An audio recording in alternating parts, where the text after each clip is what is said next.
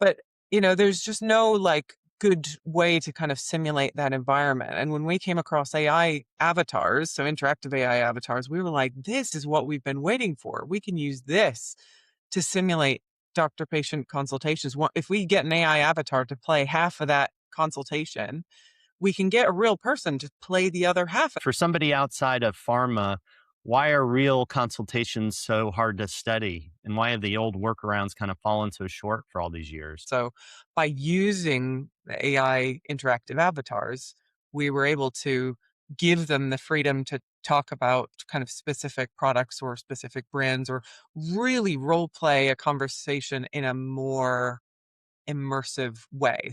Rory, how did you guys get to the knowledge base for this thing and, to actually act like a doctor or a patient? I think you guys do both sides, right?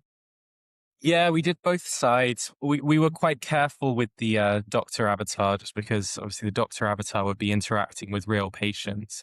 One big fear we had going into this was that the doctor avatar would just start making medical recommendations on behalf of the language model to the patient, which we really wanted to avoid, which meant that the doctor avatar was a lot simpler to put together. It's interesting, the sort of large language model behind the scenes almost kept wanting to default to being a doctor anyway.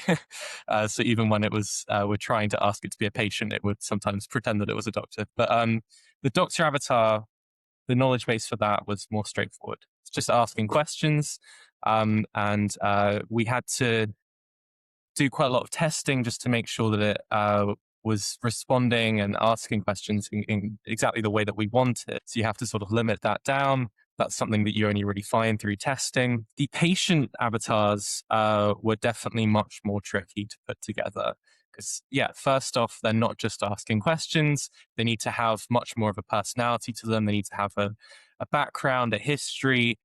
They need to be able to answer in a way that doesn't sound like overly robotic. So you need to dial like some emotion in there, but then, oh god, getting it to like express like a normal amount of emotion was really tricky because either you'd get it to be very robotic if you didn't really tell it to express emotion, or you'd say, mention sometimes that you're worried about your symptoms or something like that. And then every single time it would just say how worried it was about his symptoms. If you told it to do something at all, it was going to do it every time. So there were some things that we just had to sort of accept there.